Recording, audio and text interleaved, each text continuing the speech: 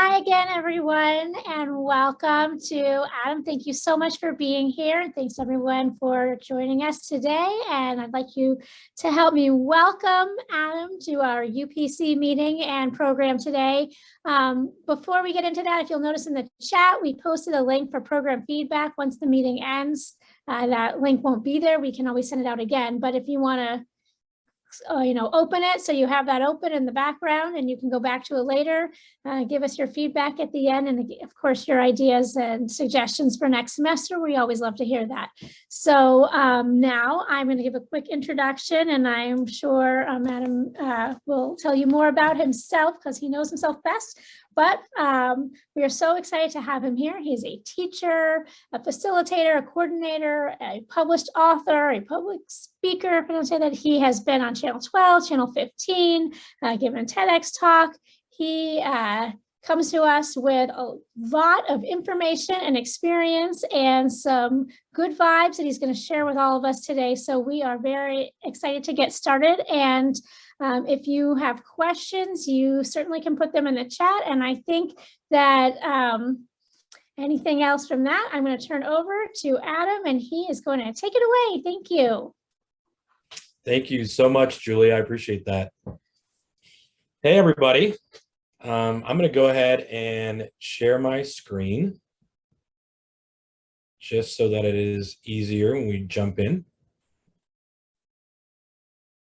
So my name is Adam Brooks, and I have been, I'm going to open up the chat though, so I can make sure I monitor that. I can usually do a little bit of both, but if I miss out, please jump in. That's not a problem at all.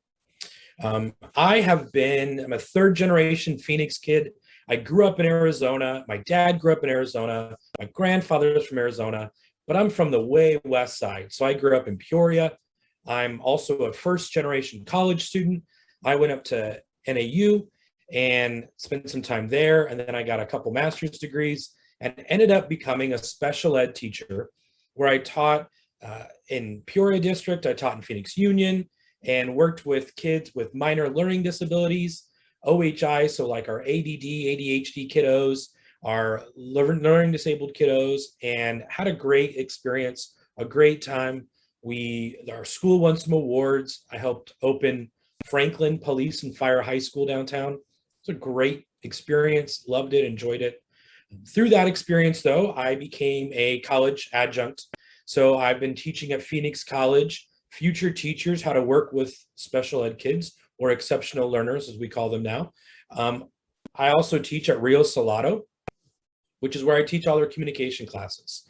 So for me, it's something that communication is super important when we talk about our students, when we talk about our families, and when we talk about our society. And what we've learned in the last 5, 10, 15 years is that communication has become really, really different than it was, especially when you and I were growing up. I'm not guessing anyone's age here, but I'm of an age where my first essay I ever wrote in school in 6th grade was on a typewriter. So for me, it was something that technology was new. We got to use it for 20 minutes on Friday, computers, if we were good in school. And so that it was still a part of my life, but it wasn't the everyday part of my life that we see with students today. So that's a little bit about my background. Yes, I've done TED Talks. I sit on 2 school boards. I talk to people all over the country on social media, digital safety, that kind of stuff. But today, I'm not talking about those things, maybe a little bit, but I'm mainly talking about how do we drive meaningful conversations with our students. I don't know about you guys, but I can't tell you how many times I've asked someone or asked a kiddo, how's your day? How's it going? And what do we get? Fine. Okay. It's fine. It's okay. What'd you learn? Nothing. What'd you do? Nothing. And so it can be really challenging to draw some of that stuff out. So we're going to talk today a little bit about some tips and tricks that I've learned over the years on how we can do that. And we'll talk a little bit about why those things happen and what that means. I see you raised your hand. If you want to send your question in the chat, go ahead and do that. And then I will take some time to answer those at the end, or if they're about the information, then we'll jump in during it. Sound good? Is that okay? Because I don't know that I can go back and forth between Yeah, unmuting people. you're fine, Adam. I'm going to be watching the chat. This is Melissa. Okay. I've told people to send questions to the host, and I'll make sure you know about them if they don't go through to you, so you can do your presentation. Thank you. I love it. I love it. Thank you. So I love quotes. I'm kind of a quote fanatic. Over time, as the daily routines become second nature, discipline morphs into habit. And what we've seen are things that have morphed into habits. Our students, about the national average that a kid gets a device these days, like a cell phone or an iPad, is about third, fourth grade level. And so what we're seeing nationally is that our kids are struggling with conversations. They're having a harder time with it. So they are self-editing themselves, which is fascinating to me. I don't know, again, about all of you guys. I had a pager in high school, but most of my conversations were face-to-face. Most of my conversations where I'd ask a question and then I waited to see how my friend responded. If I didn't like how they responded, then we had to deal with it. Drama happened in person. Now we see a lot of drama happening with our students virtually, and that's a different approach. So I heard someone say the other day that our students will have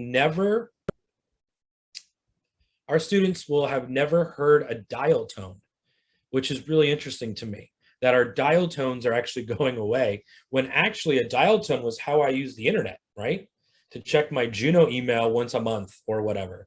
So what we're finding is our kids are typing messages to each other and having meaningful conversations over Snapchat, over text, over Instagram, DMs, that kind of stuff, because they're able to delete and then go back, delete and then go back. And so they're able to think about how they want to word things very specifically. And that means, unfortunately, the unintended consequence of that is that they're going to struggle with face-to-face communication. So when they have a hard time, it's going to be tough. They're going to have a hard time with those kinds of conversations. I see in the chat somebody asked what two school boards I sit on. One's New Way Academy. It's a private nonprofit for kids with learning differences. And then Empower College Prep, which is a college prep school downtown working with refugee students. So those are the two that I sit on currently. So because of all this, we've kind of reached this situation where we are in a little bit of a chaotic mess, and it's not bad. I don't ever want to say that it's bad, because I think it's really useful for us. It's just different from maybe how we communicated, especially growing up. Now, I don't know, again, about you guys, but I had parents who worked really hard. I think we all probably had parents who worked really hard, but I was a latchkey kid. So I had a key to my house. I let myself in after school, rode the bus. My parents came home at 7, 8 o'clock at night. We chatted for a little bit, ate dinner, went to bed, and that was it. So there wasn't a ton of time that I got to spend. And that's one of the really cool things about this generation and where we're at right now in education, is that we're able to really spend more quality time with our students and with our kids. And because of that, we can have a lot more creative and interesting interactions. So I think this is actually a great time to be having this discussion and working through some of those things. I actually had an opportunity. So I do consulting with districts all over the US. I'm flying to New Mexico in a couple of weeks. I do a lot of work in California. And I was actually visiting a couple of school districts here in Arizona, and they were telling me that their sophomores and freshmen were struggling. They were having a hard time. So I went and spent all day in world history classes for a couple different days at different school districts. And I talked to the sophomores about, if I had a magic wand, what would I do? Did you like things? The questions I asked were, did you like being online in school? What was the struggles? What was the good stuff? Being back in person, what are the struggles? What are the good stuff? What if I had a magic wand? What could I do in education to help fix some things? Those kinds of questions to kind of see where they were at. And what I found was these students were asking for things like, I wish we had a playground here at school. I wish we had slides. I wish that we had monkey bars. I wish that we had more playtime. We had more hangout time. And what I realized was one of the things that happened over the last two years is that some of our students didn't get that maturity bump that we got back in the day. When I asked some of these sophomores, when was the last time they completed a full grade, one of these schools was seventh grade was the last time they were in school for a full year consistently. That was really interesting. The other thing is with another school, they actually didn't leave. They were in person the whole time. It was a private school. And so what was really interesting to me was that they still had the same issue, this idea that these students felt like they had been stunted a little bit maturity-wise. And so that was really hard to have those conversations with teachers and with students, because a lot of times when you get to the high school level, people are more relaxed. They kind of let kids figure it out. But what we found is some of these students who are bored are finding themselves filling up information with their phones, with what's going on, with this extra added drama. So anyways, that's a lot to say that meaningful conversations are very important right now. Trying to talk about what's happening and be open with you as parents, be open with other educators. And so let's talk a little bit more about what that looks like. So if we look at how effective we've been with building connections and how have we been able to remain goal-driven with our students, those are really interesting. Solution-focused is where we want to make sure that we are only focusing on helping our students.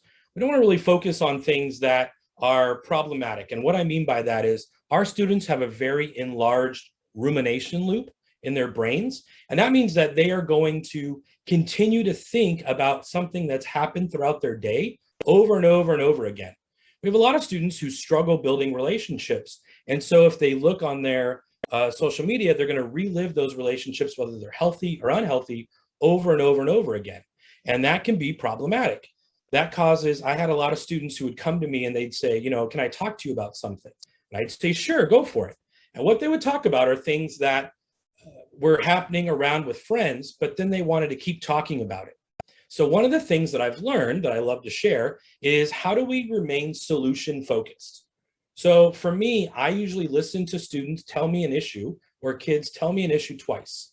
And after I hear from them twice, I ask them how they think they could go about solving that problem. So a lot of times we feel responsible to remove obstacles out of our students' paths. But what we really want to do is help them get through the obstacles that are in their paths. That teaches them resilience, that teaches them grit, that teaches them how to navigate things. So it's actually a really healthy thing for them to figure out. So the way we do that is putting it back on our students. Hey, today I had this really big issue, or this thing happened at school, this thing happened with a friend. So I would ask, how do you think we can work through that? And so we'll talk a little bit more about that as we get to solutions, but or tips and tricks. But making sure that we stay solution focused is going to be really helpful. And then we also want to make sure that we are relationship driven. We are continually building relationships, not only with our students, but with our students' friends. We're actually seeing that in Arizona, depression, anxiety, and suicide have risen 74% in the last year. That's pretty intense. That's not a small number. And I had a couple parents call me and ask if I could meet with their college students, because their college students were really struggling with how to make friends, how to work through roommate relationships, and all of those types of things. So that's becoming quite an issue. Any questions so far?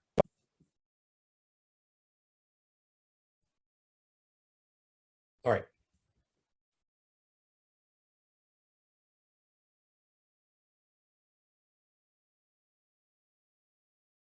Let me know. It's all good. I turned off the chat, so let me know if there's any questions. I know you had said that you would let me know.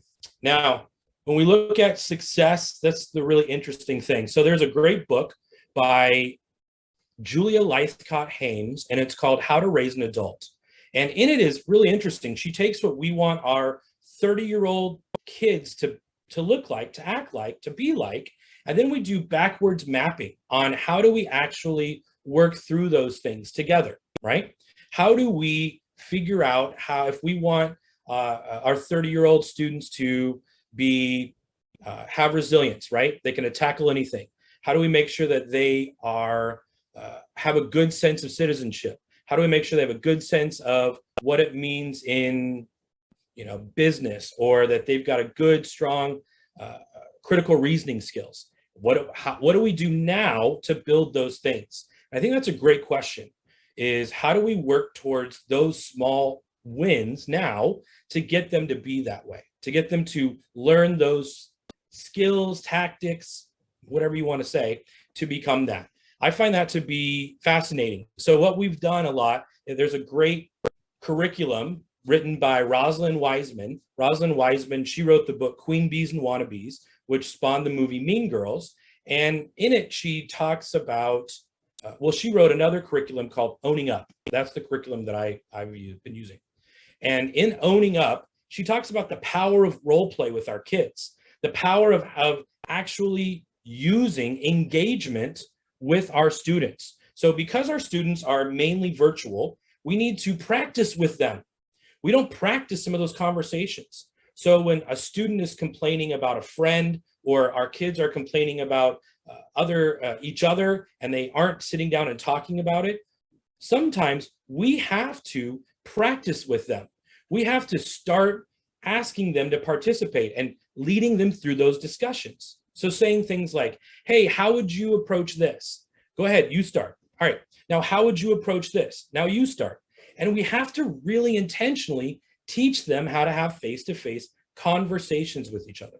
This is something that a lot of us learned, not necessarily through a class, but we learned through life. And now our kids have opted out of having to learn that in some ways, especially with virtual. So we want to make sure that that's what they're doing, is they are learning those things through us. Because if we're not going to be the ones to teach them, then unfortunately they learn it from their peers. And that's not always helpful, right? Peers don't always do a good job of teaching each other healthy things and healthy ways to communicate. So yeah, I always want to know how we measure success in education. How do we measure success in life? How do we measure success in society with our students? We aren't measuring it just through grades. We know grades are important, but we also know statistically that valedictorians nationally have really struggled after school. We also know that there are things in life that have more to do with social emotional learning. How are our kids feeling okay? How are we able to communicate with them? I know in the beginning of the quarantine, the pandemic, we actually had a lot of families who were able to take walks around, play games, and I was really excited that that was going to be more consistent of how we worked with our students. And it's been a little chaotic since then. So getting back to some of those ways that we can keep showing up for our kids is going to be huge. Adam, I love the other quote. I do have a question on the book. Yeah. You mentioned earlier. You said there was a book about raising a 30-year-old. Could you state that book again, please? Totally. It's called How to Raise an Adult. It's by Julia Lythcott-Hames. And it's a great read. So that's a great book. I'm going to give you a couple of great books to check out. So How to Raise an Adult is a really good one. Another question that came in is, what is the age group, the students' age group you are mainly focusing on? So my background is working with teenagers. However, we're talking about kids as young. I mean, if kids nationally are getting devices at 3rd to 4th grade level, then that's the same level as well. Thank you. Yeah, no problem at all. And obviously, kids have different maturity rates. Kids have different things that they're experiencing. So they're actually going to mature differently. You'll never hear me say what age is appropriate for virtual technology to be given to them, because it's dependent on the kid. So there's some teenagers who are unable to have really hard conversations, but there's also some 4th graders that are able to have really tough conversations. So that can be really kind of kid dependent, if that makes sense. I love the quote, seek first to understand, then be understood. What we're finding, especially with our younger kids, is that they are having access to a lot of adult material at a very young age. And so walking through how they process that, asking them questions about what that looks like, what are they thinking, how is that shaping their learning, is going to be really crucial. I have a nephew who's in 4th grade. And so listening to him talk about who he sits with at lunch, what's going on, how is that working, has been really helpful. I've actually started to write him notes. It helps him work on his spelling. It helps him work on writing. And so I'll write notes to him, and I'll drop him off at his house, and then he drops them off. He rides the bus from my parents' house. He'll drop off notes there. And we kind of have experienced this really great conversation through just writing notes back and forth. So for me, that's a really great way to have unique and different conversations, is to ask kids to kind of write it out and see how they process information. I know, for just so we know, a lot of times, especially with my nephew, who's really active, he plays sports, he always wants to move around, he's super active. It's best for him to actually draw pictures and then write. That's what a lot of the research will say, is that if you have students who aren't hyperverbal, then having them draw pictures and then write about those pictures after can be really helpful and can help them talk about information longer and stronger, which is great as well. The same thing, it's the same concept as walking shoulder to shoulder. So that's another thing I'll do with him, is we'll take the ball out and we'll throw a ball back and forth. We'll walk down the neighborhood together, shoulder to shoulder, and that actually helps have more conversation for longer. There's something about quieting that frontal lobe, that part of the brain where there's so much chatter going on in our students' minds. So getting them distracted enough to have deeper conversations is actually really helpful and can really generate a better conversation and a better relationship with that student. It's when we walk and talk that it becomes something of importance, if that makes sense. So that's a really good one for me that I use as well. What we know is actually building this rapport with our students and our kids. A lot of times we'll see with parents that younger kids, and as they get older, they're trying to hide things from parents. They're not being completely honest. And that's pretty normal. That's pretty standard for a child. In middle school, about 5th, 6th grade, we start seeing kids try on masks. And so they will do different things to try out different lifestyles. So they may dress like, country. I grew up in a farming community in Peoria. And so I would try to wear cowboy boots and figure out if that was who I was, or I may try to wear let my pants sag and think I was more of a gang, a street, more urban or whatever. And so I tried those things, but there wasn't video evidence, there wasn't picture evidence. And now we've got students trying those same masks on, but they're doing it online. And so that's causing a little bit of issues between us and them, and figuring out how do we cross some of that. So we have things like oxytocin, and that's going to be a chemical in our brain that whenever our brain is coated with it, it stops us from building the rapport. It stops us from opening up. It stops us from our short-term memory. So whenever I would have students, especially young students, so 3rd, 4th grade, and they would fight and they would argue, I'd have to let them calm down before we had a conversation. And the worst thing I could do was to say, look me in the eye and talk to me about this, because that would actually make that stress higher in their brain, and it would take longer for it to come down. So things like water and time, water and taking a walk, those things would bring that down enough to where we could have a conversation about what really happened. Because usually when I asked what happened, they weren't able to really tell me effectively. It was, well, this happened and he did this and I hate this and I don't want to do this, and that can be problematic. So really making sure that we think about the whole being when we talk about driving meaningful conversations. What are we doing with the whole being? Are we staying active? Are there stresses that we have to remove before we have this conversation? Are there other things going on? Are they hungry? That's a huge one. There's a lot of students who aren't able to communicate well if they're hungry, or if they are feeling overwhelmed with homework or feeling overwhelmed with schoolwork. Those can all be things that really drive that stress chemical high in their brain, and it doesn't enable them to open up and talk clearly. By the way, us adults are the same way. We struggle talking clearly sometimes when we have that same thing going on. We also want to make sure that we induce what we would call challenge stress. That's EU stress, not distress. So eustress is going to be things like, what obstacles can I cheer them on from the sidelines to help them overcome? So I have a student who would come to me and say, this teacher's not helping, or this teacher doesn't make it easy for me to understand, or I'm struggling with this teacher. And so for me, it's about, all right, what conversation do you need to have with this teacher to make sure that your voice is being heard and to make sure that you are understanding the material properly? So putting that challenge stress on them to go and do things instead of us intervening is a great way for us to then say, how did it go? How did it go? Tell me.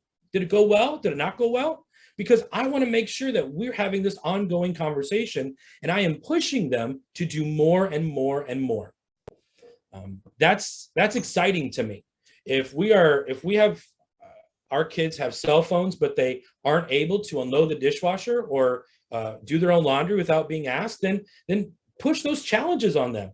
Get them to do some of those things on their own, because they'll start seeing the power of progress and they'll start taking ownership. And that can be really helpful to add to those trust and those rapport. So when we have those hard conversations, it kind of makes sense.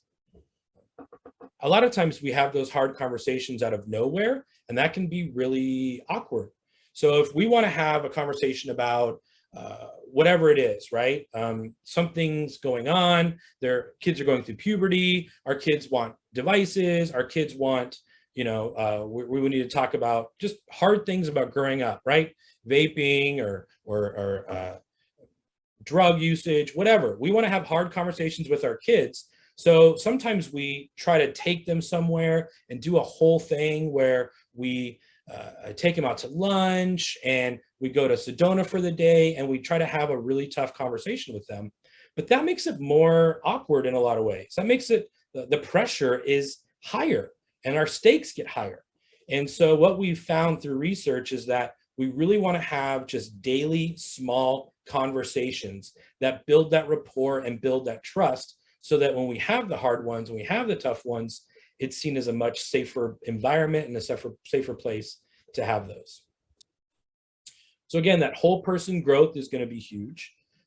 Intentionally building that relationship, so making time for each individual kid is going to be huge. Taking kids out one-on-one, spending time with them. Doesn't have to be only to have conversations, to have fun. That's important. It's going to be valued. They're going to feel valued.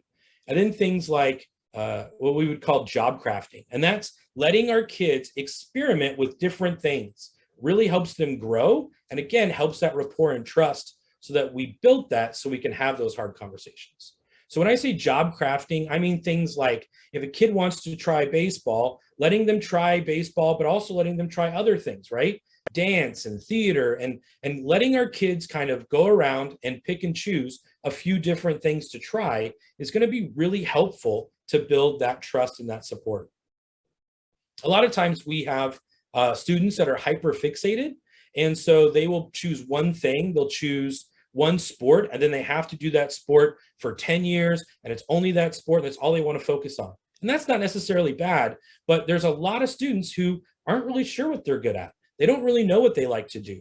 So letting them try some things is going to be really important.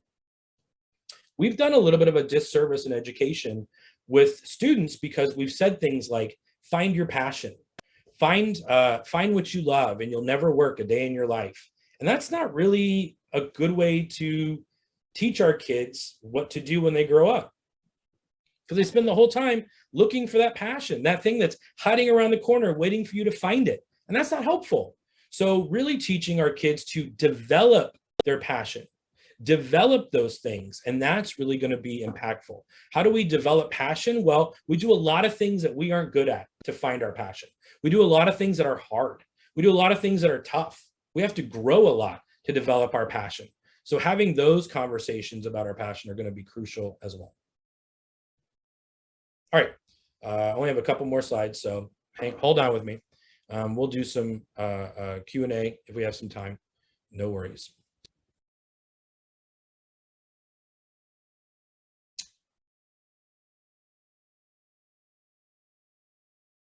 Structure of students' minds. The brain is a social organ. So what we've noticed, especially when we talk about gaming, is a lot of our students with gaming have,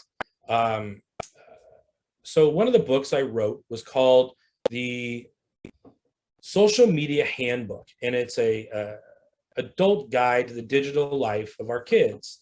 And really what's interesting when we looked at gaming was that if kids are in their rooms alone trying to do video games, talking to somebody over their headset, their actually brain lights up differently than when they are sitting around with other students in the same room playing video games in isolation.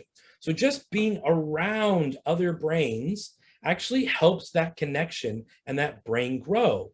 So for me, taking students out, walking with them, being around other students, that's really going to help their brain grow, and it helps them realize that they don't have to be in isolation. What we found, especially after the pandemic, is that isolation with our students was a really big struggle. So our kids are more likely to not want to have meaningful conversations. They're more apt to want to go to their room, sit there and look on their devices or work on homework and that kind of stuff. But there's power in letting them sit at the kitchen table and having everyone around them while they're working on schoolwork. I know sometimes we want complete silence and that stuff, and if a student learns best that way, I get it. But in general, it's really healthy for our brains to be around everyone else. And that's where those conversations happen.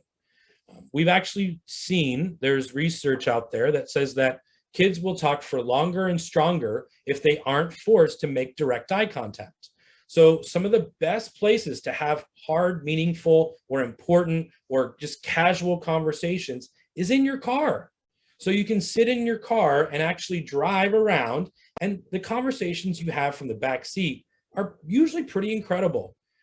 I know I have had some of those harder conversations with my parents growing up when we were on long road trips and things like that. We actually realized that our kids have two brains. They have the logic and the feeling and emotion. So what we do is when we want to have these conversations with them, we want to connect with our kids. It actually helps if we can combine those two. So finding a way to have logical conversations while also embracing this feeling and emotion side can be really helpful for our kids to feel like they're valued and for things to make sense in their brain and our brains. So I have found that that's actually a really great thing to do, is attaching logic with some type of feeling or emotion. And again, we know that the mind, the body, and the brain, they're all interwoven. This isn't anything new. We've been learning this in education for a long time.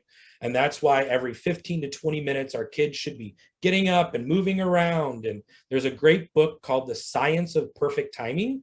And he actually talks about us adults and in our jobs, if we aren't getting up and walking around every hour for about 5-10 minutes, then we're actually not as productive as we would be than if we did take those breaks. So super interesting. Food, activity, and posture all have effects on our mind and our brain. So really passing that along with our students can be helpful. Okay, great. Tips and tricks. These are some things that I've done with students personally. I'm not a therapist. I'm not a counselor. I am a communicator. My company is Adam Brooks LLC, and I work with schools on how to change education to reach more kids. I've helped a couple schools go from C grades to A grades. When we talk about the state of Arizona, I do a lot of work with assemblies with students, or I will work with families. I'm kind of switching over doing more corporate care right now because a lot of our kids are graduating and going to work in the corporate environment. And so I'm a little bit again, I'm not a therapist. I'm an educator. I'm a college professor, but I've written a couple books. I've done some research. So what I'm found is these are a couple things that have worked for me when I've used them with students, just so you know. So things like I would call them Facebook Fridays, and I call it that, but that's not necessarily what I would say you need to call it. But that's where I would sit down with a bunch of students and I'd say, all right, get your devices out. You find something in your social media that's sad. You find something that's happy. You find something that makes you laugh. And let's all talk about what we're seeing. So now it's not about scrolling and drooling. It's actually about engaging with the content they're seeing. We're using it as a newspaper to gauge what they're understanding, what they're seeing. So that's one of my favorite activities to do with kids is to say, hey, what are you seeing on there? Hey, you're playing Roblox. What's your favorite part? What are you noticing? And while they're playing, they're able to engage in some of those conversations. So I find that to be a fun way to drive some meaningful conversations. Another is what I would call tech tutor. And that's where I actually ask students questions like, hey, can you teach me how to download this? Or, hey, you're on this app all the time and I don't know what that is. Can you teach it to me? Can you teach me how to play this game? Can you teach me how to make a YouTube channel? Can you teach me about what this is happening? And I actually put the power back in my students' hands, back in my kids' hands to teach me about something. And that actually enables me to build that rapport that drives those meaningful conversations. You've heard me talk about the back of the car. That's huge. So anytime we can have students where we aren't making that awkward eye contact and saying, tell me this, tell me that, and we're able to just kind of let them free flow and talk, that's really helpful. So back of the car, long road trips, vacations, those have been really helpful and great. Another thing you'll find, we've talked a little about stress and anxiety. And so what I would say is the research came out of the UK 3-4 years ago that talked about how the number one way that we can get kids to actually reduce that stress and that anxiety is through reading a book they like. So having family nights where we actually all sit around and read can be really helpful. But I would actually take it a step further and everybody reads a book they enjoy, but then we all come back and talk about it. We have book reports, right? Where we say, what are you seeing? What do you like that? What's going on? Tell me about what you're reading in this chapter. And we actually engage with them about what they're reading.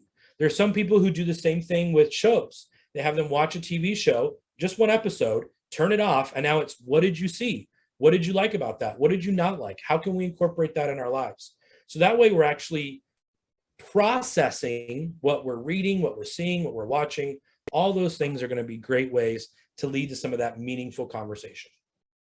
Again, the 5 to 10 touches, that's where you want to basically, if you're going to talk to a kid about a really hard topic, a meaningful subject, if it's time to talk to them about puberty or time to talk to them about sex or drugs or fill in the blank, right? That's where we want to just casually touch that conversation a couple times. Because if we touch it only once and we want to have that conversation only once, that can be really hard. A lot of kids will shut down. They don't want to share. They don't want to talk. So being able to just say, hey, what did you think about what we talked about? Hey, we're going to talk about this. All right. So just know if you have questions, you can ask me.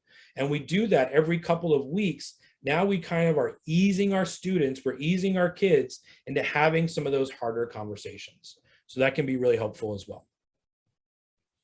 We talked about role playing. So whenever our kids are struggling or having hard relationship stuff happen, or they're struggling at school, having them role play. I'll be the teacher. You come to talk to me if you have an issue, and let's practice how that's going to work. Let's practice how that's going to look.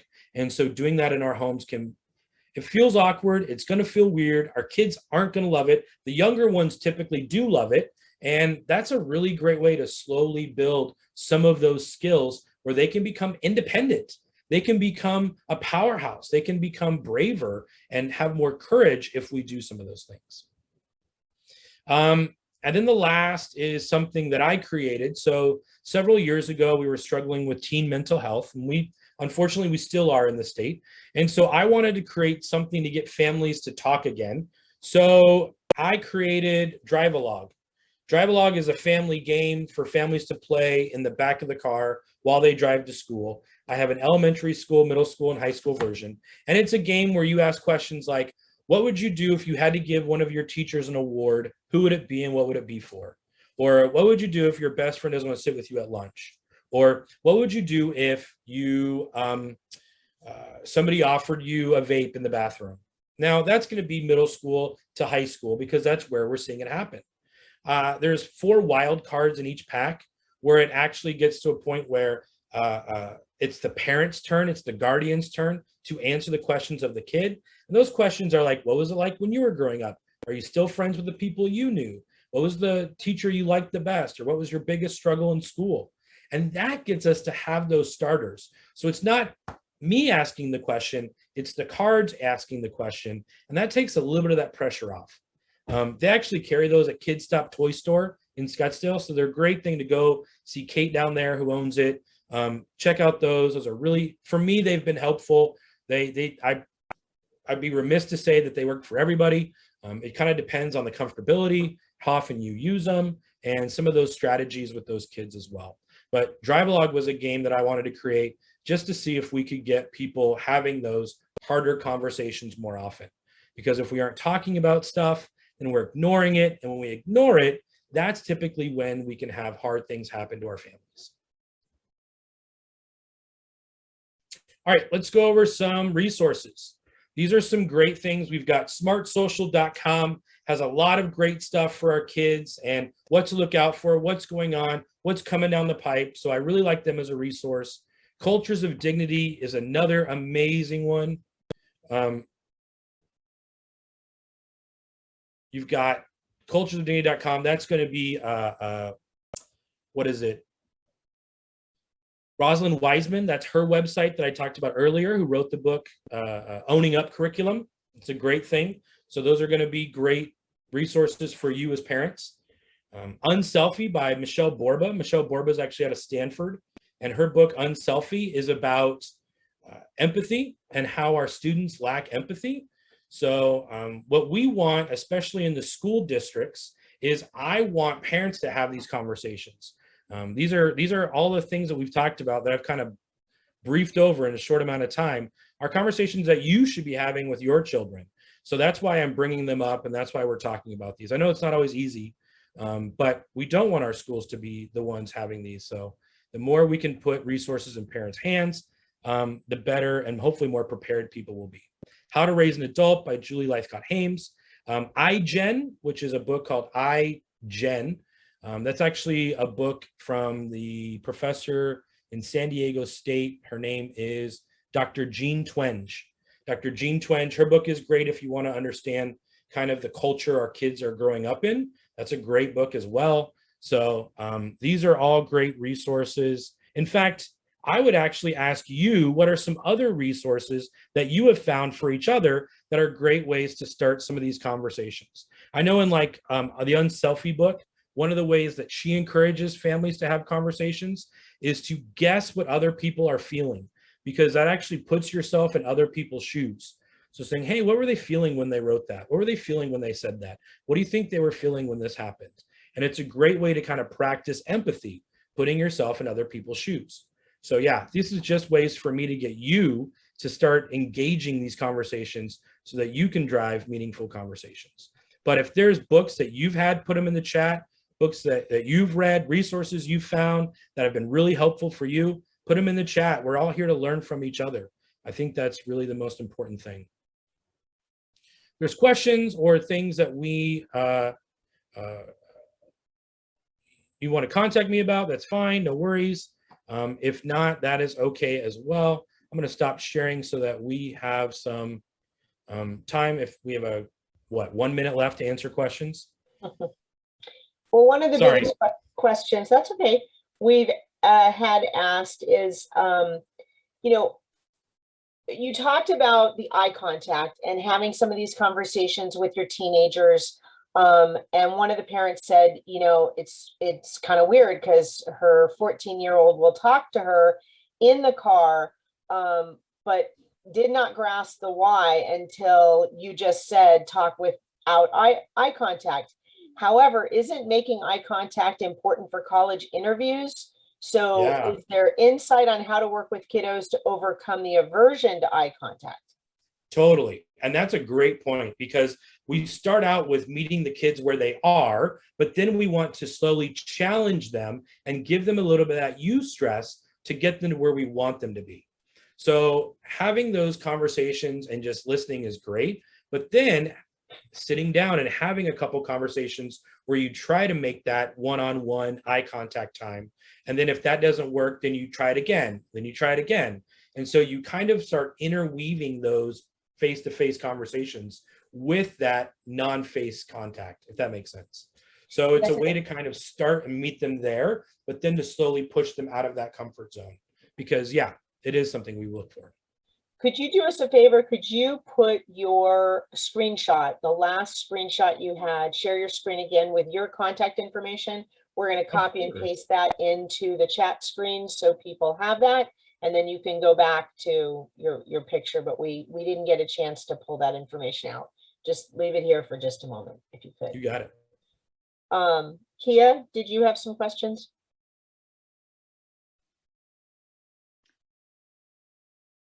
I didn't have anything come through. I did just want to point out to parents, because there may have been some confusion. Mr. Brooks was invited to speak today from UPC.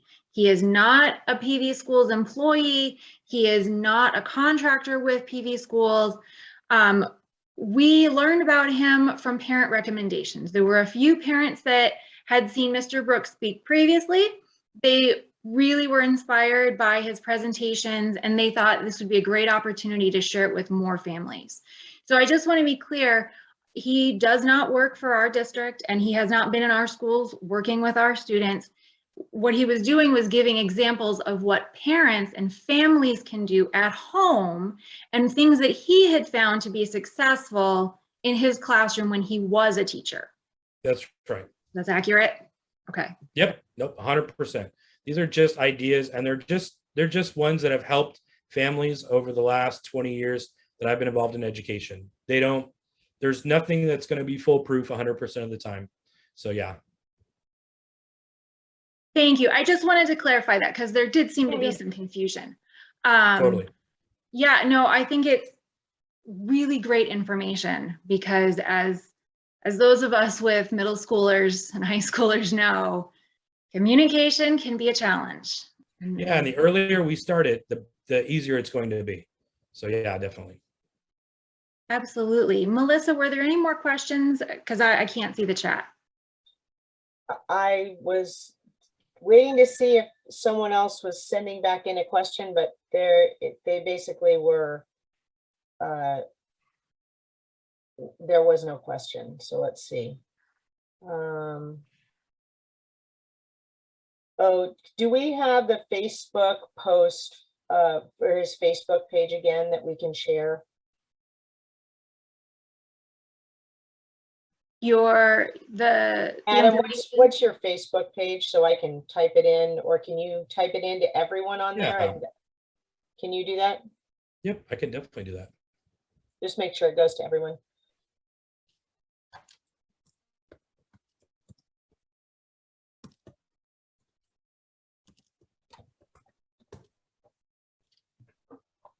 There you go, facebook.com, Adam Lee Bro.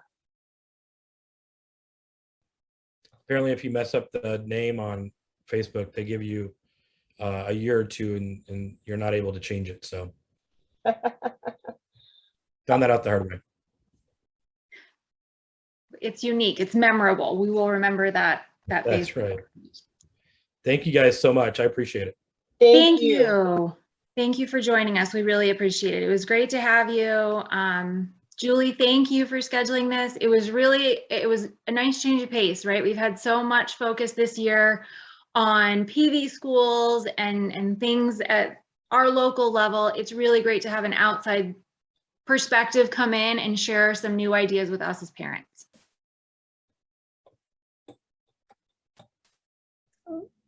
I'll just add in, thank you also. That was wonderful, Adam. And if people do come up with some questions or need help getting in touch with Adam, you can do that through us for sure. Again, programming at pbupc.org. We're here to help and give you the tools and resources that you need to bring home to do the best you can with your family and in your community. And we're, in this together, and we are very thankful to you for your support, and we are happy to try to support you back.